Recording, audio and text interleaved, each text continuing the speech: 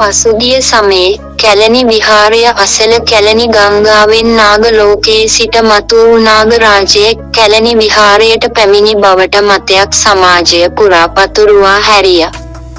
එයට මාධ්‍ය මගින් විශාල ප්‍රචාරයක්ද ලබා දුන්නා.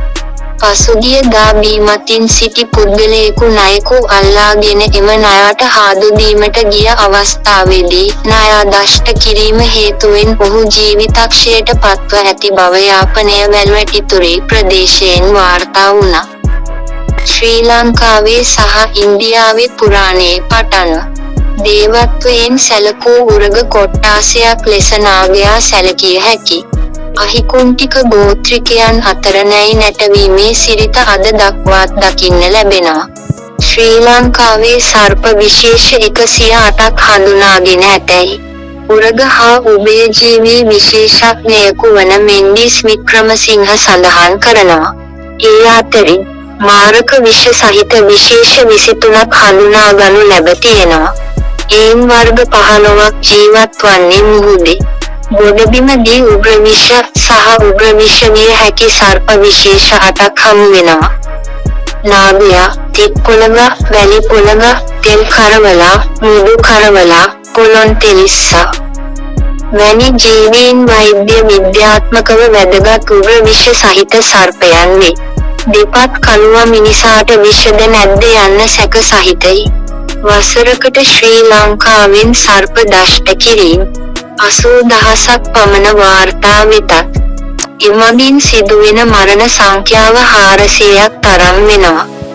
ගති ගුණ හා හැසිරීම් ගැන කතා කළොත් අපි ජීවත් වෙන පරිසරයේ ඉන්නේ. නේජ යන විද්‍යාත්මක නමින් හැඳින්වෙන ඉන්දියානු නාගයායි. පූර්ණ මාංශ භක්ෂකයෙකු වන ඔහු අප රටේ සීතලෙන් වැඩි නුවර එළිය දිස්ත්‍රික්කයේ උස් කඳුකරයේ හැර සෑම තැනකම දැකිය හැකි. දිවාචර මෙම සර්පයා රාත්‍රී කාලයේදීද ක්‍රියාශීලී. නාගයාගේ ගර්භණී කාලය දින 62ක් පමණ වෙනවා. වරකට බිත්තර 45ක් අතර සංඛ්‍යාවක් දමනවා. හැපින්න මාස 2ක් පමණ කාලයක් ඒවා ආරක්ෂා කරනවා. මෘදු පිටකටුවක් සහිත බිත්තර ඕවාලාකාර හැඩයෙන් යුක්තයි. මීයන්, ගෙම්බන්, කටුස්සන් බිත්තර මෙන්ම අනෙකුත් සර්පයන්ද නාගයා ආහාර ලෙස ගන්නවා. ඌ ගොදුරු යටත් කර ගැනීමේදී කිසිදු ශබ්දයක් පිට කරන්නේ නැහැ. නාගයාගේ සමේ පැහැය ගැන කතා කළොත් අලු මිශ්‍ර කළු පැහැය දක්වා ණයාගේ හමේ වර්ණය වෙනස් වෙනවා. ලා දුඹුරු සහිත කහ පාටින්ද කලාතුරකින් සුදු පාටින්ද යුක්ත නාගයන්ද දක්නට ලැබෙනවා. අඩි 6ක් පමණ දිගැතිව පුෂ්ටිමත්ව සිරුර වර්ධනය වෙනවා. වෙන්ව හොඳින් හඳුනාගත හැකි ගෙලක් සහිත පැතලි හිසක් සහ ගෙල ප්‍රදේශයේ පෙනයක් දකින්න ලැබීම නිසා මේ සර්පයා පහසුවෙන් හඳුනාගත හැකි. පෙනය හකුලාගෙන සිටින විට ගෙල ප්‍රදේශයේ පැතලිව දැකගත හැකි. පෙනේ ඇතුළු පැත්තේ සුදු පළල් ධාරයකින් වට වූ කළු පුල්ලි දෙකක්ද පිට පැත්තේ කළු ධාරයකින් වට වූ සුදු පැහැති පා අක්ෂර සලකුණද කැපී පෙනෙන ලක්ෂණයි. නමුත් නාගයන්ගෙන් ඉතා සුළු ප්‍රමාණයක පෙනේ. සලකුණ පැහැදිලිව දක්නට ලැබෙන්නේ නැහැ. ක්ෂණිකව ප්‍රතිචාර දක්වන නාගයා ඉතා ඉක්මනින් පලා යාමට සමත්කම් දක්වනවා. තෙල් කරවලා, මුදු කරවලා හා නාගයා යන සර්ප විශේෂ ඉලාපිඩේ කුලයට අයත්ය. මෙම සර්පයින් සතු විෂ තුල අඩංගු විෂ අණු සාපේක්ෂව ඉතා කුඩායි. එබැවින් එම විෂ රුධිර ප්‍රවාහයට එක් වූ විට ඉතා ඉක්මනින් රුධිර ධාරාව හරහා ශරීරය පුරා ඉන්ද්‍රිය සහ පද්ධති දක්වා පැතිරීම සිදු වෙනවා. මේ මාරාන්තික විෂ නිසා ණයා දුටු තැන මාරා දැමීමට සමහරු පෙළඹී සිටිනවා. මේ නිසා වාසස්ථාන අහිමි වීම නිසා මේ වන විට උන්වද වී යාමට භාජනය වී සිටිනවා. මාරාන්තික නාග විෂ ගැන කතා කළොත් ක්ෂණිකව කිපෙන නාගයා එවිට තම පෙන ගොබය විහිදුවයි. වේගයෙන් හුස්ම ගනිමින් ශබ්දයක් නිකුත් කරයි. මෙම කරුණු දෙකම අනතුරු හැගවීමේ සංඥා වෙනවා. තමන්ට අනතුරුදායකය හැදී ගිය විට ඌ පිබිමින් දෂ්ට කිරීමට පෙළඹෙනවා. ඉතා රළු පිබින ශබ්දයක් පිට කරමින් සතුරා බියපත් කිරීමට උත්සාහ දරනවා. නාගයා දෂ්ට කිරීමට ප්‍රධාන හේතුව නොසැලකිලිමත් ලෙස රාත්‍රියේ ගමන් කිරීමයි. අනෙකුත් සර්පයනට සාපේක්ෂව නාග දෂ්ටන අඩු මට්ටමකයි පවතින්නේ.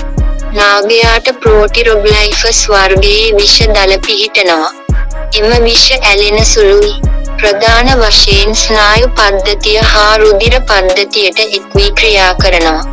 දෂ්ට කළ ස්ථානය අවට අධික වේදනාවක් දැනෙන අතර ඉදිමීමක් සිදු වෙනවා.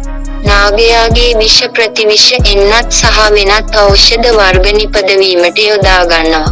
මෙම සර්පයින් දෂ්ට කළ විට දැකිය හැකි ප්‍රධාන රෝග ලක්ෂණ කිහිපයක් මෙසේ සඳහන් කළ හැකි. 1. ඇස් අඩවන් වීම. 2. ගිලීම සහ කතා කිරීම දුර්වල තත්වයට පත්වීම. 3. ක්ලාන්තය ඇතිවීම. 4. ශ්වසනය කිරීමේ දුෂ්කරතාවය. 5. හෘද ස්පන්දනය අක්‍රමවත් වීම. 6. දිව එළියට දැමීමට අපහසු වීම. 7.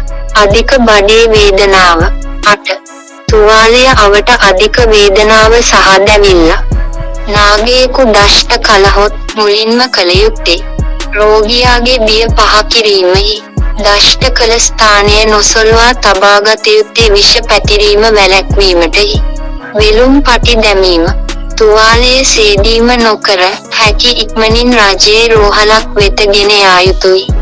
නාග ගෝත්‍රිකයන් ගැන කතා කළොත් ඉන්දියාවේ මෙන්ම ලංකාවේද පුරාණයේ නාග නමින් මිනිසුන් කොටසක් සිටි බවට සාධක පවතිනවා. මහාවංශයේ දක්වන්නේ මහෝදර නා රජු මුහුදේ යොදුන් 500ක් දුර නාග භවනක සිටි බවයි. මහෝදර නා රජු සහ බෑනාවු චූලෝදර අතර මැණික් පුටුවා කරවය හටගත් ගැටුම විසඳීමට මැදිහත් වූයේ බුදුන් වහන්සේ බවත් ඒ සඳහා නාගදීපයට වැඩි බවත් මහාවංශයේ දක්වනවා. කැලණියේ එවකට සිටියේ මණියක්කික නම් නාරජු බවත් මහාවංශය සඳහන් කරනවා. නාග නමින් හැඳින්වූ ජනතාව නාගයන් හා සම්බන්ධව ඇති සබැඳියාව සිංහල ජාතිය සිංහයන් සමග පවත්නා සබැඳියාවට සමාන වූවක් බව. මේ සම්බන්ධයෙන් අදහස් පළ කරන ඉතිහාස සහ පුරාවිද්‍යා මහාචාර්ය ටී.ජී. කුලතුංග පවසයි.